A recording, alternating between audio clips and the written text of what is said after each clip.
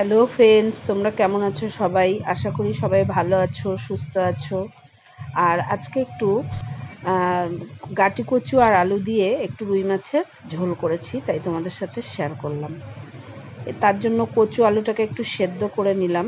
সেদ্ধ না করলেও হয়, আমি একটু সেদ্ধ করেই নিলাম। আর এদিকে একটু মাছটাকে ভেজে নিলাম, ভেজে রেখে দিলাম।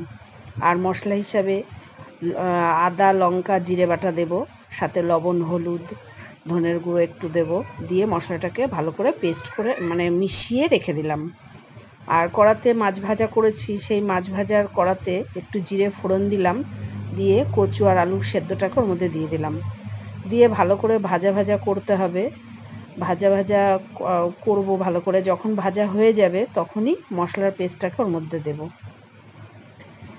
দিয়ে ভালো করে মশলাটার সাথে কচু আলুটাকে ভালো করে মাখা মাখা করতে হবে, শুকনো শুকনো করতে হবে। এইভাবে যখন শুকিয়ে যাবে, মশলার সাথে কচুটার সাথে ভালো করে মাখা মাখা হয়ে যাবে, তখনই একটু উষ্ণ গরম জল দিয়ে দেবো এর মধ্যে। দিয়ে তারপরে যখন একটু নাড়িয়ে দেবো, তারপর যখন জলটা ফুটে যাবে তখন মাছগুলো এর মধ্যে সব সাজিয়ে দেবো। সাজিয়ে দিয়ে মাছটা যখন দেখবো, আলু আর কচুটা তো আগেই সেদ্ধ করা, বেশিক্ষণ টাইম এটা লাগবে না, সামান্য টাইম লাগবে।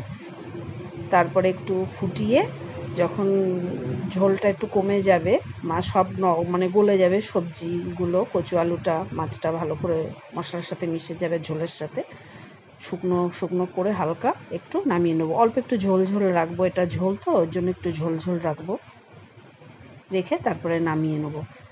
যে যেমন ঝোল পছন্দ করে সেই হিসাবে সে নামাবে।